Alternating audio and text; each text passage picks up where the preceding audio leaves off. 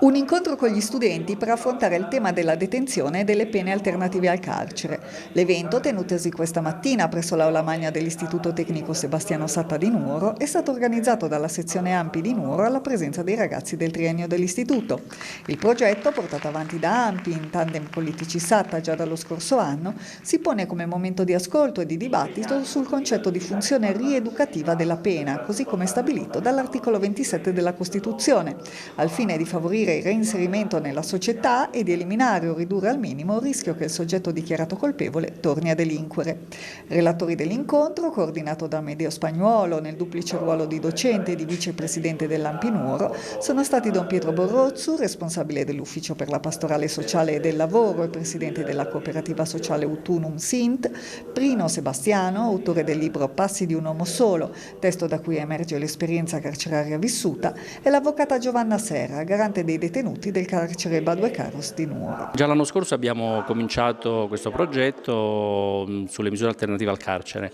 e riteniamo che soltanto un'esperienza diretta come può essere quella di Sebastiano Prino, che è autore di questo libro di cui si parlerà anche oggi, Passi di un uomo solo, possano in qualche modo, diciamo così, dare effettivamente l'idea di quello che sono le difficoltà e il dramma del carcere, diciamo così. Siccome noi siamo come AMPI convinti che la Costituzione vada applicata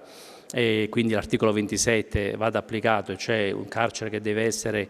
come dire, deve avere una funzione di recupero e non una funzione punitiva, e quindi per questo motivo noi riteniamo che far capire ai ragazzi questi concetti sia di fondamentale importanza. Dopo l'incontro presso l'ITC Satta, appuntamento sempre a Nuoro nel pomeriggio alle 18 presso l'Exme in piazza Mameli.